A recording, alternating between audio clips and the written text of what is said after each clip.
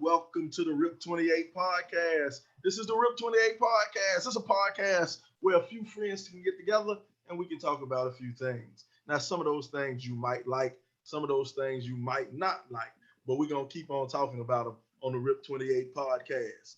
I am joined by a few of my friends, starting off in the top left. I got my homeboy, C. Nez. What's going on, C. Nez?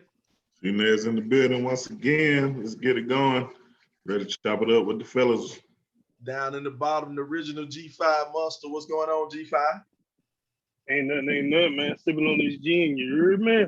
Sipping on a little bit of that gin down there. We got you. What up, Coach Bennett? What you doing down there, bro?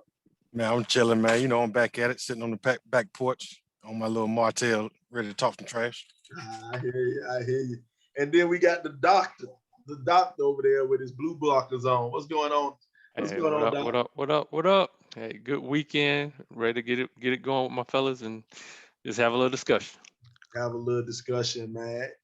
It is a lot going on out in the world today, man. A lot going on. Some of the stuff heavy, some of it not too heavy. But man, what I want to do, man, what we don't usually get into a lot, we don't get into our review section, man. You know, we're a bunch of guys with a whole lot of good opinions on things, but now we need to give some reviews on what's going on, some of the entertainment out there, man. And the big release these past couple of weeks, we missed out on it last week, but we're going to talk about it this week, is Coming to America 2.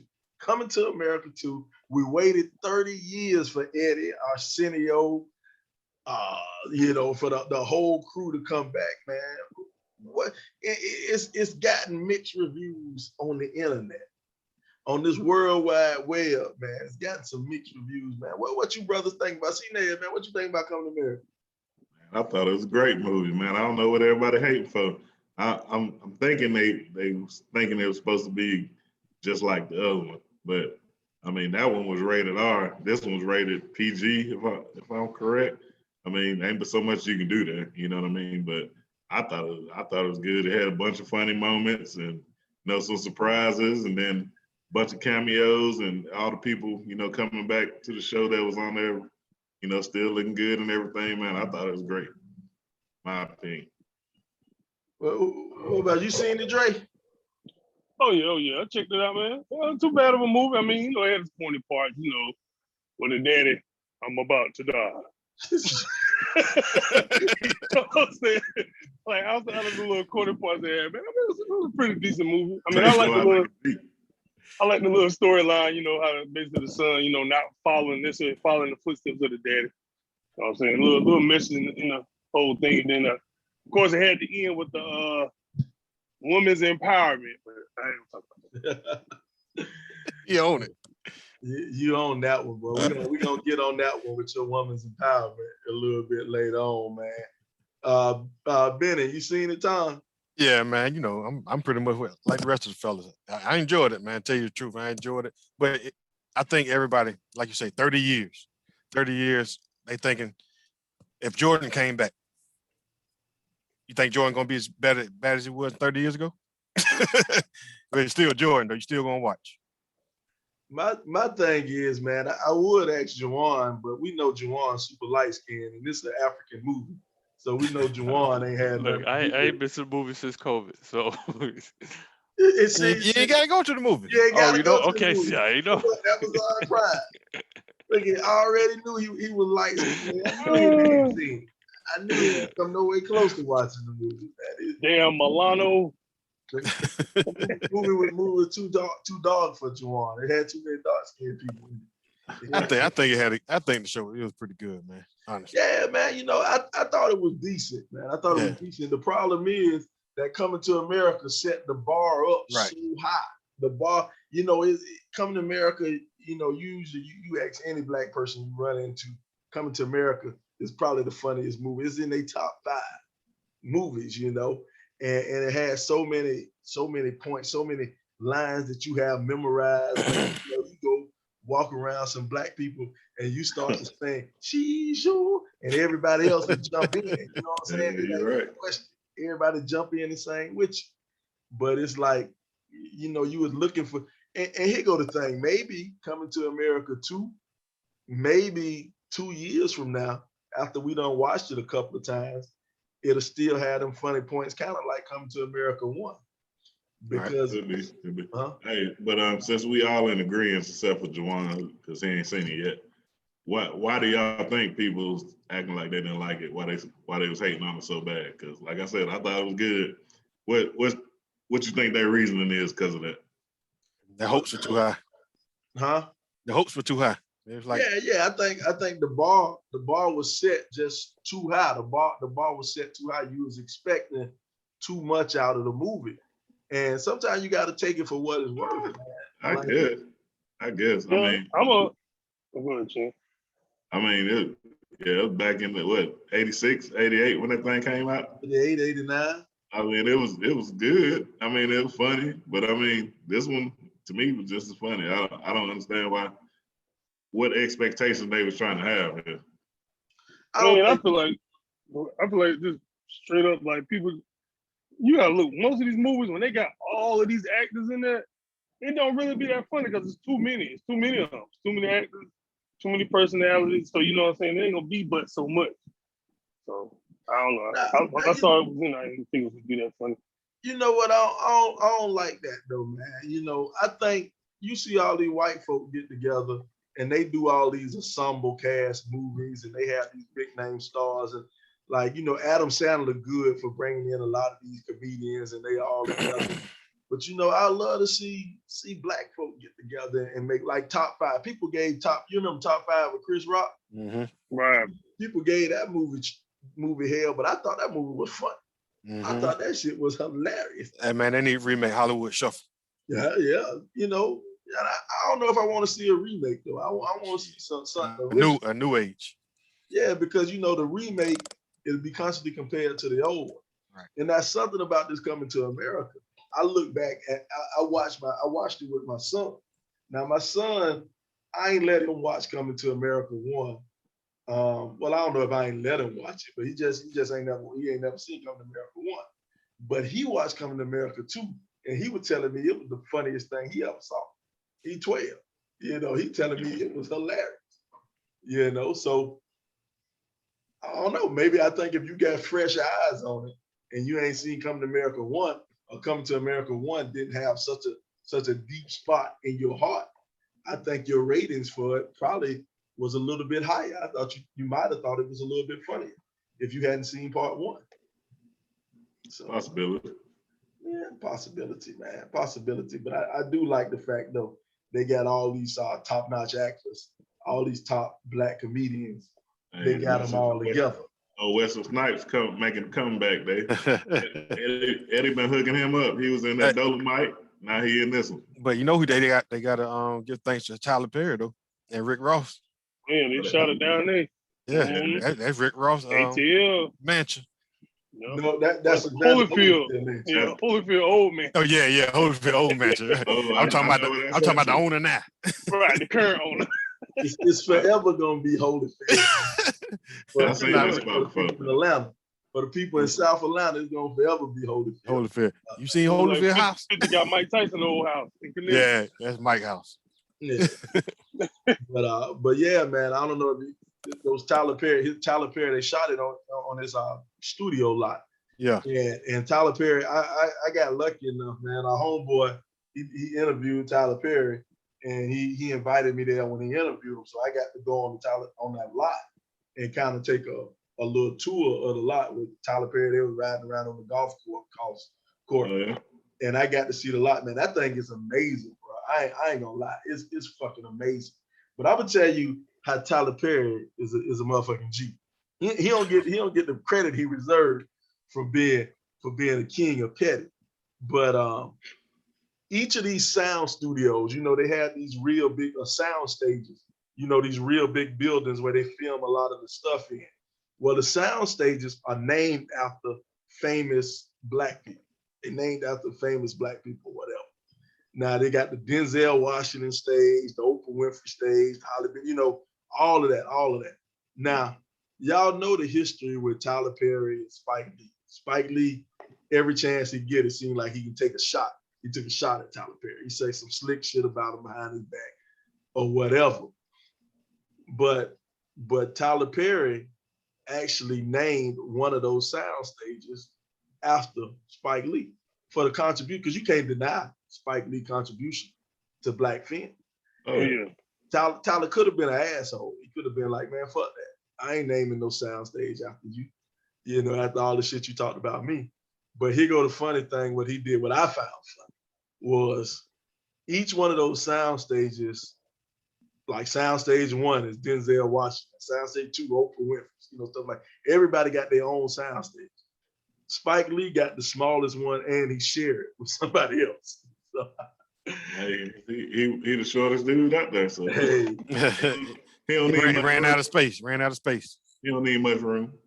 So I thought that was funny though, but they filmed that on Tyler Perry lots, man, and that's big shout out, man. 'Cause I love to see my people working together. They could have filmed that thing anywhere else. They could have filmed that thing anywhere else and did anything else. But here's something about Eddie Murphy, and I want y'all to think about this about Eddie Murphy. He don't get the credit that he deserves for being pro-Black. If you go and look at all the Eddie Murphy movies and all the stuff that was his stuff that he was in charge of, go and look at the amount of Black people he used in all his movies. Look at Harlem Nights. Harlem Nights, all Black.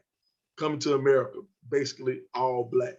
All the movies he did, Nutty Professor. Life. You know what I'm saying? Well, he was 12 of the 15 people on the cast. Well, yeah, that do help too. So they're gonna be all Black and they all him. Shots fired. Hey, your percentage went down, Sly. Right. Hey man, stop talking about my guy Eddie, man. I'm just saying. Random. Eddie, all right, man. Eddie's And then your boy Martin took up after him doing the same thing. Yeah, Jackson Heights on. Right. But yeah, I do appreciate him, man. He do his thing, Oh, Charlie Murphy, rest in peace. He was starting to come alive a little bit in the mainstream, and he wasn't holding back nothing. He was straight hood as could be. Oh, yeah, he was in the real. When trying to sugarcoat or trying to act a different way, to get his. So. It's funny you talk about try to sugarcoat and act a different way and be one way and be one way or another. That kind of leads to the next thing that's going on is your boy Kirk Franklin in the news, man. He in the news. His son recorded a phone call. And apparently Kirk Franklin called him a bitch ass nigga, and the son cussed him out a little bit too, and the son recorded the phone call. And my thing is like, Kirk Franklin is your gospel singer, you preach. I don't know if he's a preacher, but I know he's a gospel singer, famous gospel singer, a Christian man. But he up here cussing out his own son. He called his son. And now here the first time. He called his son a bitch ass nigga. But then his son leaked the recorded audio of him calling him a bitch ass nigga for the whole world to hear. But ain't that the definition of a bitch ass nigga? Bingo. That's something a bitch ass nigga do. But it's like how y'all feel though, man? Kirk Franklin is supposed to be this real Christian dude, but yet he on tape cussing his son out. How y'all feel about that? The question is, what's the definition of a real Christian dude, right? I don't know, right? So everybody on this world is nobody's perfect, and so he just gave his son the business, and his son rightfully, like you just said, he rightfully deserved it because that's who he is. And his son 33 years old, so it So it ain't no like he no little teenager, no shit. Oh yeah, he definitely fulfilled the statement. Man, I've been knowing all y'all guys since elementary or middle school, man. We've been cussing since elementary school, so that Christian or not, that's hard to give up. I mean, if you all know, cuss words come out. South. We from the South. We know how it is. Everybody, you know what I'm saying, put up that holier than die while they in church, and then boy, we catch them at the crib. Good Shit. Lord, Catch them in the parking lot of church. What you talking about? Right. Exactly. You see that bitch while she walked today? This man came with his ex-wife. Blah blah blah. You know, I mean, it's just I mean, they go in, so I mean, all right. I mean, it ain't nothing to me. Well, like a regular dude. I ain't got social media, so I ain't seen it. So, but sound like that was a private conversation that shouldn't have got public, man. I thought it applied when he was doing. You know, you know, Clyde tweeted out. That wasn't Kirk. That was really me. He tried to help him out. Clyde tried to shoot him a little bail, man. Right. Kirk Franklin ready to stomp his son. Hey, but at the end of the day, it's his fault. His son grew up to be a ass nigga. That is one way to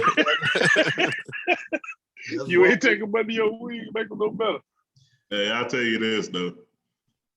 Parenthood is something else, man. You know, you can think you did all the right things, and your son or daughter still be crazy as hell. So, well, preach.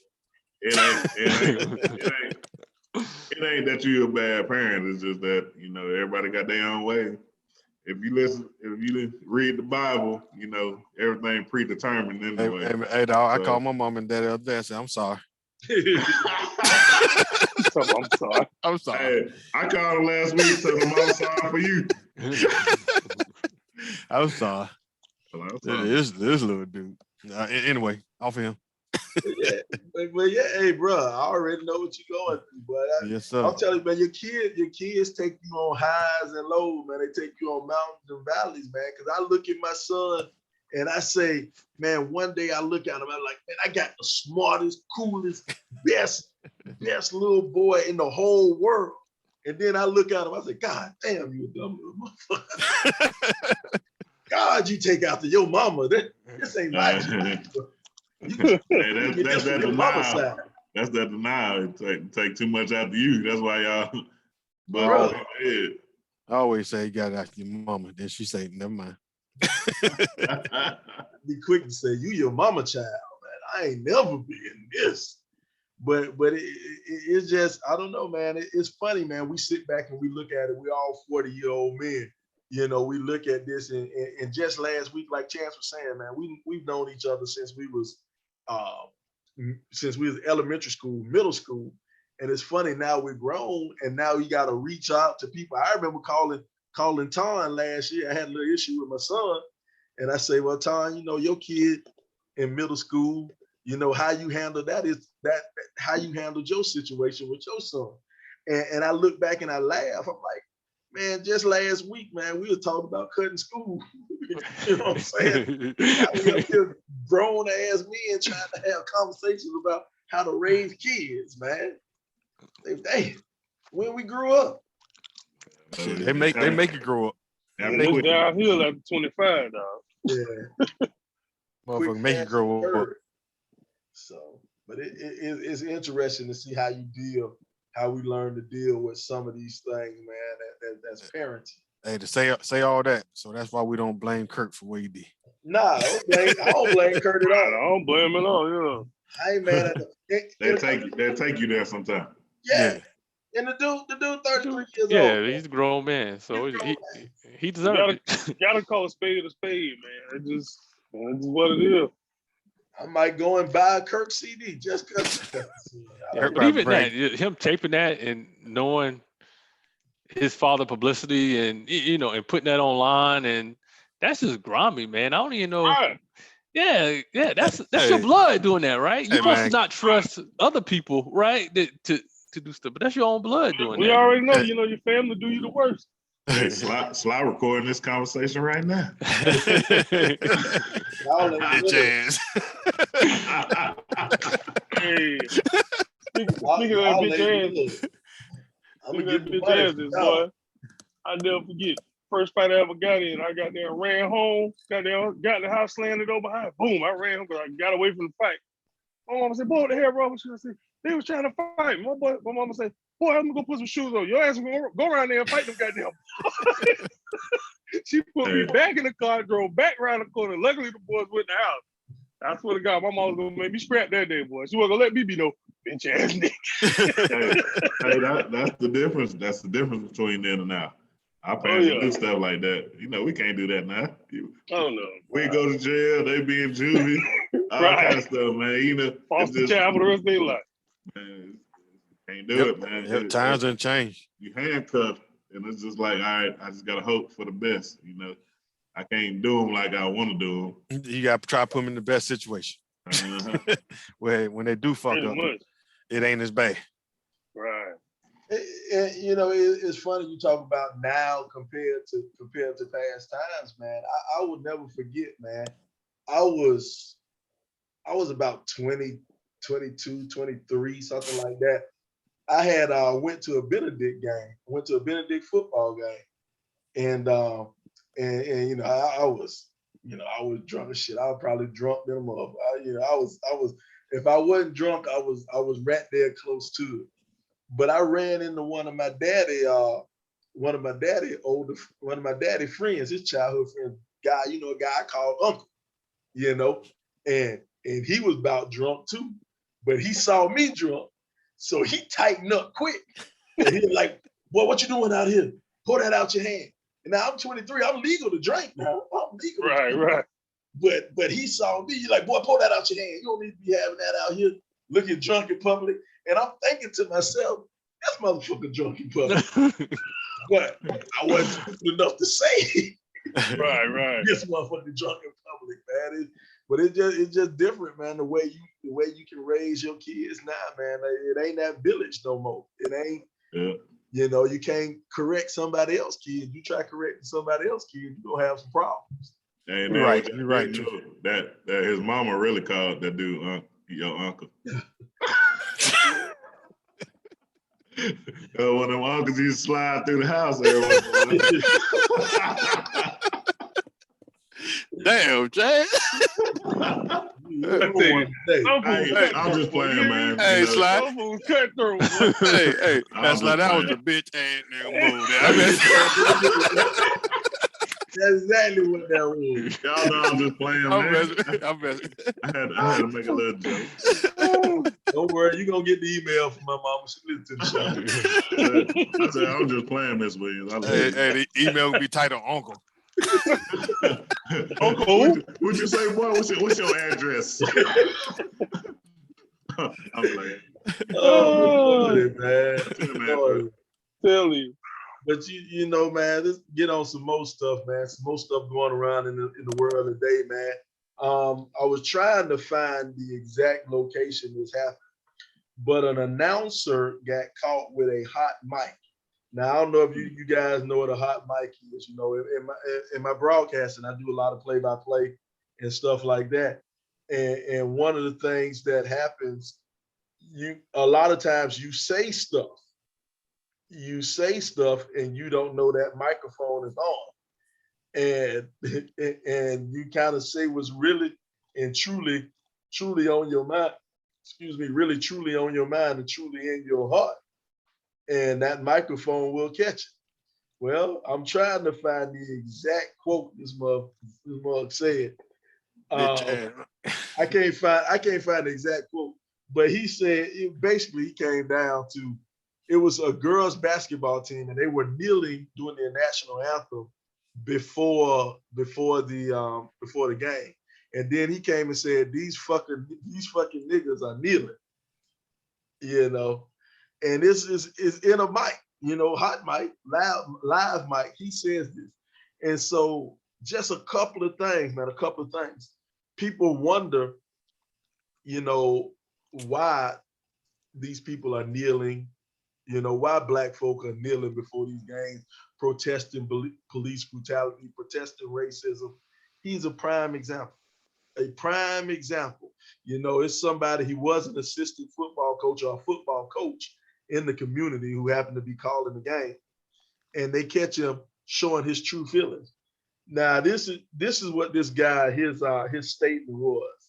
I, Matt Ryan, on Thursday, March 11, 2021, most regrettably made some statements that cannot be taken back. During the Norman High School girls basketball game against Midwest City, I made inappropriate and racist comments, believing that the microphone was off. However, let me state immediately that this is no excuse. Such comments should have never been uttered. I am a family man. I am married. I have 2 children, and at one time was a youth pastor.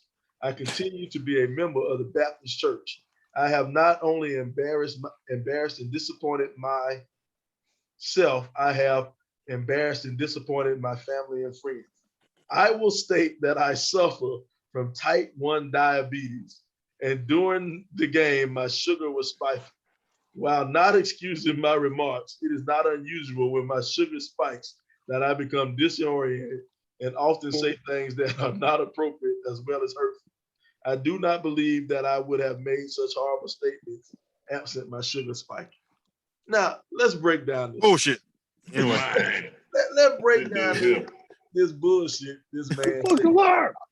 You know, sometimes the apology pisses me off more than the actual offense. You know, he started off, he said, I made inappropriate and racial comments believing that the microphone was off. So that's it. Yeah. That excuse, well, yeah. So does that excuse your comments because you thought the microphone was off? Like, yeah, I can say them long as the microphone off. That's what he's saying. If the microphone was off, I could have said. Yeah, y'all wouldn't even know what I said.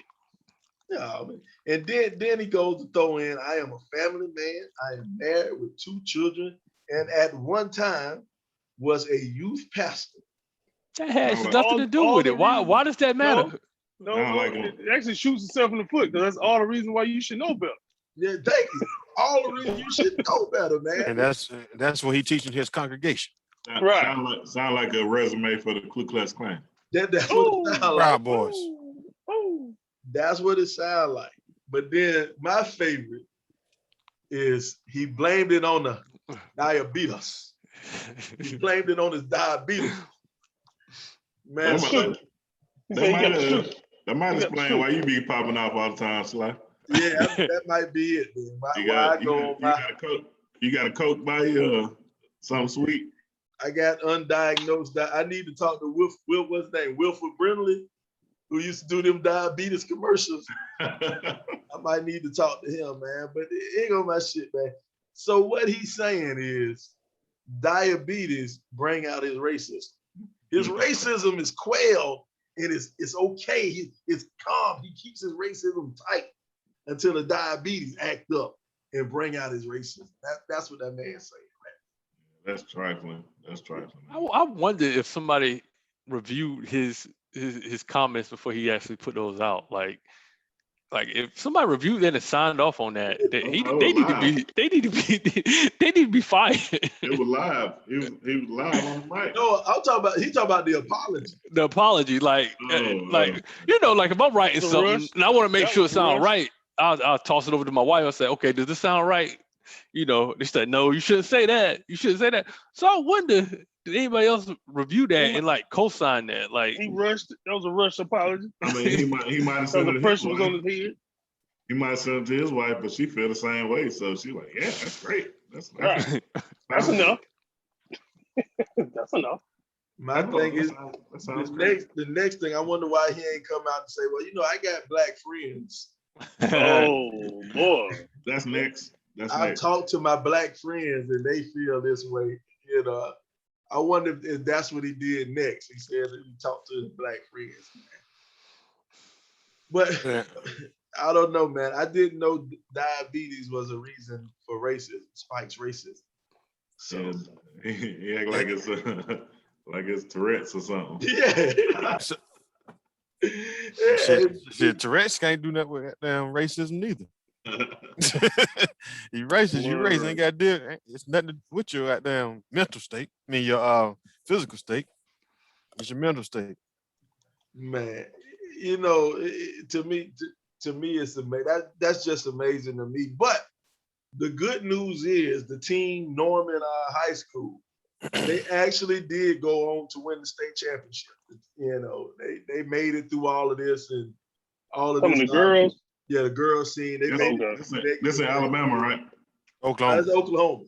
Oklahoma. Okay. So they did actually go on to win the state championship. So, kudos to those young ladies to pull through, all the, this is some negative light that they probably would have never got to their program. This is some stuff they would have never seen. But that's the experience they get to talk about the rest of their life. Exactly. He probably put that battery in their back for them to win the state championship. I hope he did, man. I hope that he did. But you gotta love it, man. And it happened during Women's Month. So National Women's Month.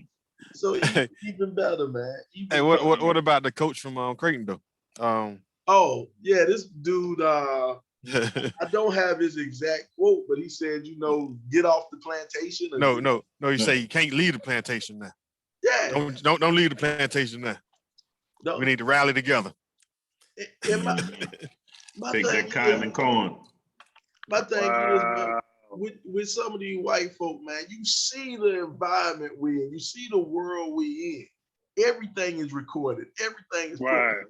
Got to be more careful. If you can't check your racism now, it's because it's truly in you. That's who you truly are, man. He could have made any other analogy doing that. He could have said, don't jump ship. Don't leave the yard.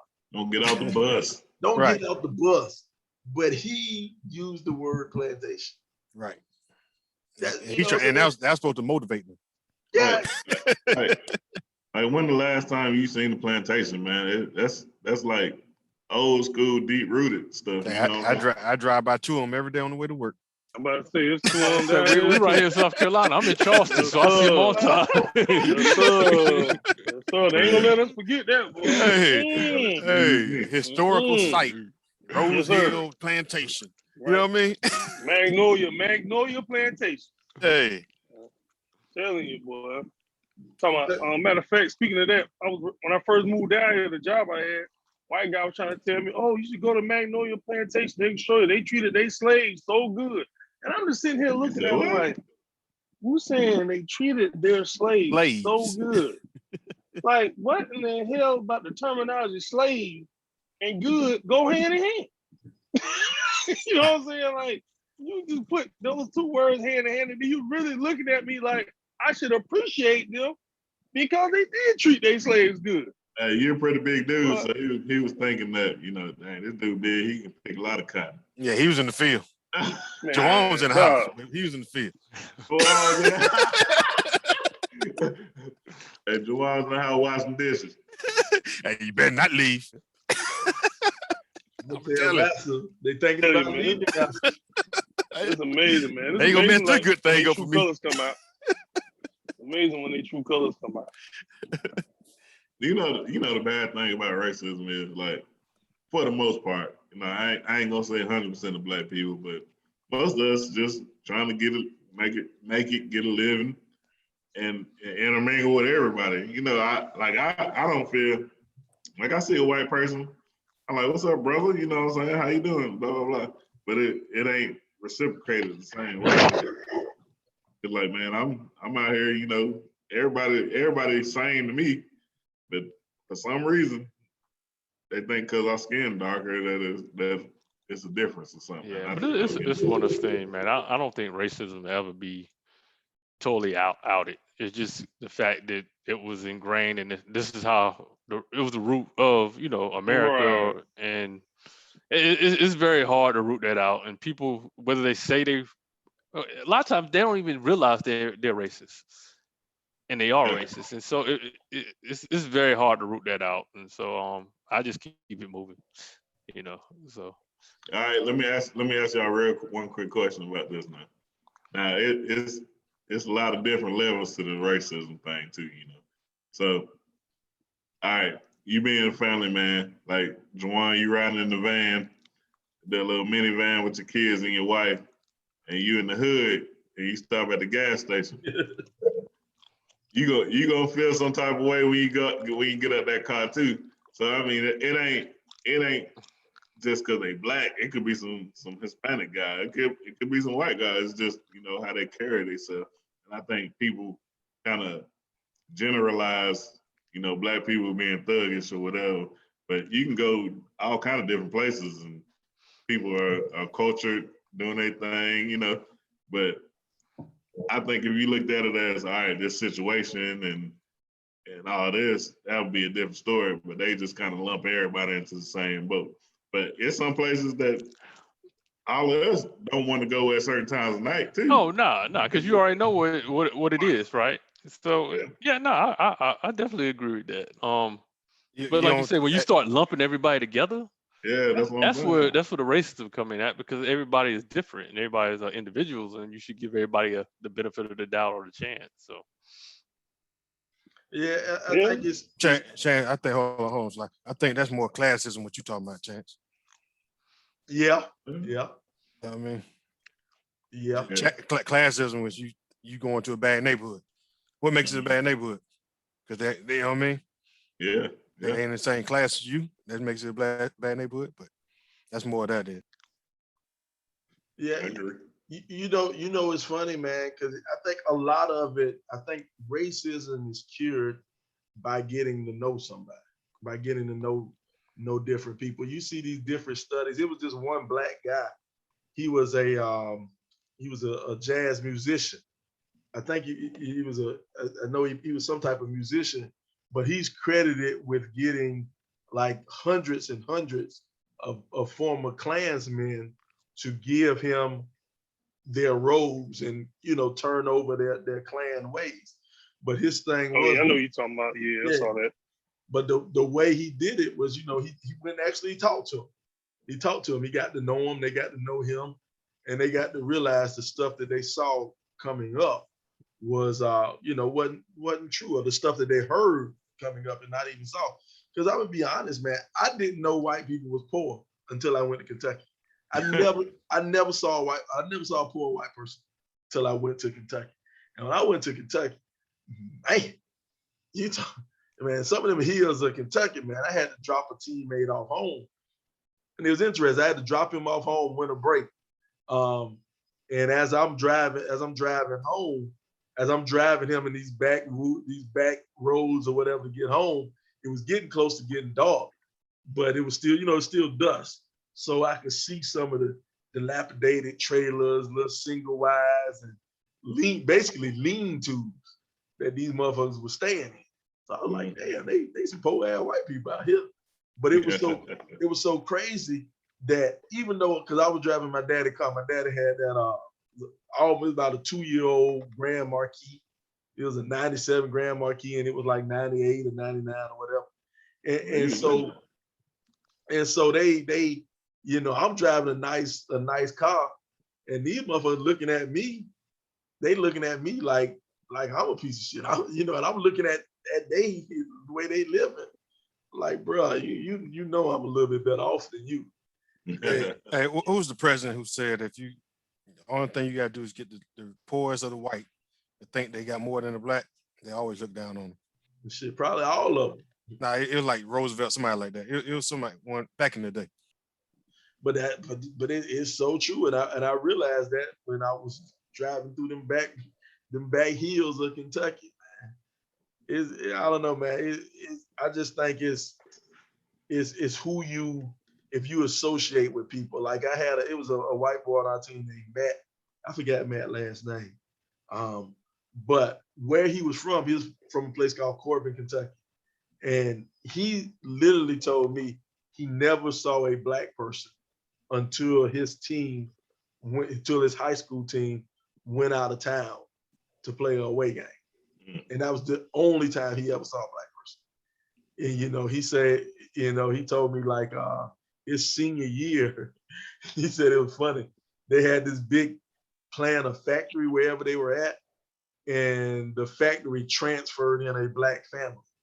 And the guy who was the head of the plant, the highest up in the fucking plant, was the black guy. That's who they transferred. And he's the only black person in town. Sound like me. Well, yep, sound about like you. When you went to Arkansas, damn really sound just like you when you went to Arkansas. But at least you had one or two black people. But according to Matt, they had the only black guy. And he was the head of the plant. So, you know, and everybody in the little town worked in the plant. Well, not everybody, but, you know, most of the people, right? Yeah. So, you know, they could be racist, but they can only be racist to a certain extent. Yeah. So I'm like, wow, man, imagine living a life, you know, where you don't see any black people. And Yeah, so I can imagine not seeing white people. Yeah. I can attest to that, man. You know, like I said, I lived in a rural town in Arkansas for about 7 years, and it's some really good people there, man. Don't get me wrong, but they just don't know. They don't know. Only time they leave Arkansas is, you know, to go to Branson, Missouri, or Destin, Florida. Other than that, they in Arkansas all the time, and they don't really know that, like you was talking about your friends or people that you deal with. That's all they know.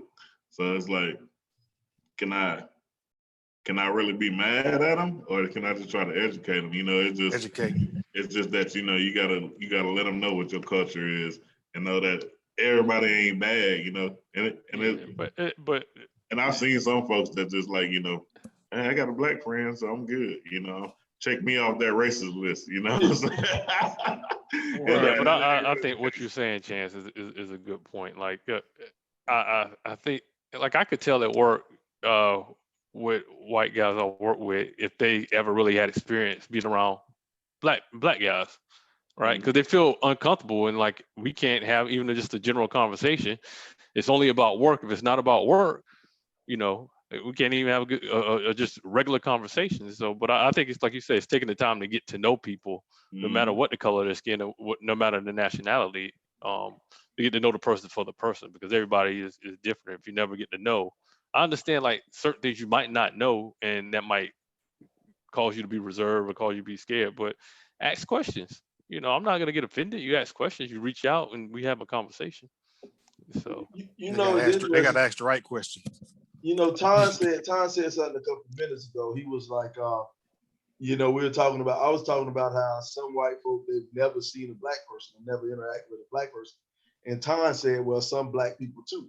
Well, my thing, I want to disagree with Tom on that, because there is not one black person in the United States who doesn't have to deal with a white person in some extent. Go to Pahokee, Florida, or Belglade.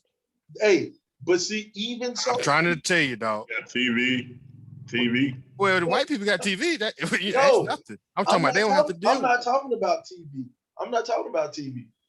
So you saying like the DMV, the owner of these corporations and their jobs they work for.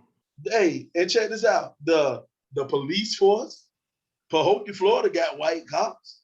You know what I'm saying? The goddamn dude who owned the gas station, white guy. You think so? Well, I know Belglade ain't. I've been there. Well, they got a white cop. I guarantee the sheriff white. No, back go research. Go ahead. I guarantee the sheriff white.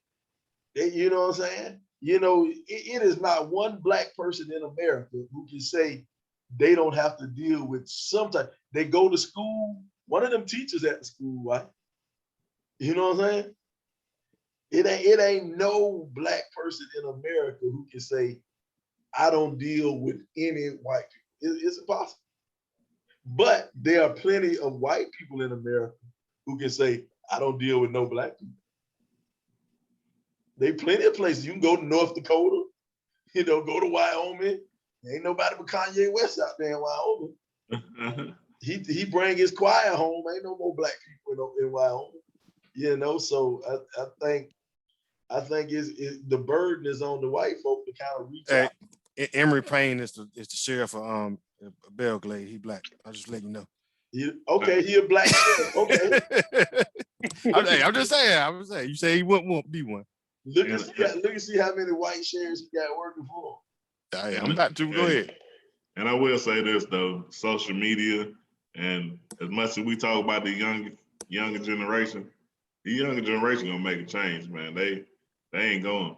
They I mean, even the white people, you know, they're starting to see stuff that's going on, and they're starting to try to make a change themselves. So I think it's gonna continue to get better. And you know, I guess the big thing is that, you know, a lot of the white people think that it's already better, but it's been 50, 60 years, since when did Martin Luther King die? What year? 60, 63? 68. 68. So you take that 50 years ago? Yeah. Something like that. I mean, that wasn't that long ago, man. It's plenty of people that have been alive and still alive right now that done went through that stuff, man. So I mean, people like, you know, all this slavery, racism, and all that stuff, that was a long time ago. Really wasn't that long ago, man. It wasn't that long at all, man. And I mean, you can go through, you know, trying to buy a house, trying to get a loan, trying to do whatever. People have got sued, like companies got sued because, you know, you click that black box on your application and you don't get the same opportunities that other people get, you know what I mean? So, I mean, people just gotta open their eyes up and see that this stuff's still going on. That's why when I go and take my vaccine shot, I'm gonna go to the white side of town. That's what I said too. Hey, I'm going to the White House. I mean, Hey, all the white people come nuts. I feel everybody's opinion, you know what I'm saying? I'm with it. I definitely understand it, but man, I hate to say it, man. I guess I look at it from a different perspective. I just look at it like this. If we did it first, instead of them, we would treat them exactly the same. I just don't think it would be anybody different. If the Mexicans would have did it, they would have treated all us the same. You know what I'm saying? Like, I just don't feel like if any other group would have done it, things would be that much different. I don't feel like nobody would have opened the doors and allowed the secondary race or whatever, you know what I'm saying, to become equal as they are. Because they created this, you know what I'm saying? They created this country that we live in. They created, you know, these opportunities they give, you know, because basically every time we take a step forward, they allowing us to take a step forward.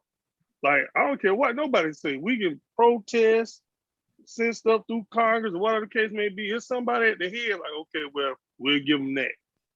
But we get that one little step forward. It's according to who it is. It's according to who it is. Because, I mean, I'm in a position at my job right now where I hire people, and I don't care if they black, white, purple, green, whatever. If they the best person for that position, that's who I'm gonna choose. I'm not like, let me make sure I get a black dude in this spot. I mean, it's a certain percentage of times that, you know, the black person is the best person, but I'm not picking them just because they're black. I want the best candidate for the job. I mean, and I know that it hadn't been that way through history because, you know, first they're gonna take care of their family. So they got a son, a daughter that can, you know, take their position. That's what you're gonna do. And we would do the same thing in that instance. But as far as just hooking somebody up who you know ain't gonna get the job done, you know what I'm saying? I don't think that's gonna happen. I think you're gonna pick somebody who you know can get the job done because that's your butt on the line too. You bring up a good point, man. Y'all bring up some good points. But here go the thing, man. We can have this conversation, and this conversation can go on all night. But we're running out of time here on the RIP 28 podcast, man. I just want to shout out to people, man. Y'all got any final shout outs y'all want to give, man? Any final, you know what though, before we do the final shout outs, we have to let the people know how they can get in touch with us, how they can follow us, man. We are all over, man. We're on Twitter, Facebook, Apple Podcasts, iTunes, Spotify, Google Podcasts, Anchor, SoundCloud, Podbay, iHeartRadio, wherever you get your podcast, or YouTube, wherever you get your podcast, wherever you listen to your podcast. We are on it. We own it, man. I want to make sure, man, not only when you listen, make sure you hit the like, make sure you subscribe to our podcast. Make sure you like it and make sure you subscribe it. Because I'm going to be honest, man, if you don't like and you don't subscribe each of these episodes, man, your parents probably didn't raise you right, man. Something wrong with you. Something wrong with something wrong with you, man. You might have rolled They that short. dropped you on the head. They dropped them on the head. you. Might have, man. That's what might have happened, man. Chance, man, you got anything to say before we get out of here? I just love everybody, man. Hey, this life too short to be stressed out, hating on folks, doing all that stuff, man. Just live your best life. Love everybody, treat everybody good. What they say, what you do unto others, come back to you. So, man, do people right, man, and you'll be blessed for it. Just do that. G5 Monster, man, what you got to say, man, before we get out of here? Oh man, y'all stay up, man. Everybody, you know what I'm saying, stay on point. Check and see when y'all going to get them COVID shots. Check and see the brand you get. Don't bother with that Johnson & Johnson. They got a low percentage, man. Don't bother with that Johnson & Johnson. But Got that shampoo other in than there. that, man, y'all stay focused. Shampoo. Dr. J, man, what you got to say? For all the diabetics out there, stay on your metformin. Take your insulin shots. We can't deal with these racist comments, man. And then you pop it off making excuses. Just be quiet. Just if you ain't got nothing to say, don't say anything at all. That's what my used to tell me. Nobody needs to receive a 2-piece in the biscuit. Coach Benton, man, what you got, Coach? Hey man, pretty much I'm just gonna say don't be a BAN, a ban. Hey, keep it up, fellas, man. I appreciate being That's on. That's gonna be the new hashtag, man. Ban. Don't be a ban. Hey man, this has been the RIP 28 podcast, man. We're a podcast where a few friends can get together and we can talk about a few things. Now, some of those things you might like, some of those things you might not like, but we're gonna keep on talking about them here on the RIP 28 podcast. Y'all be good. Hey, hey. I want to be free.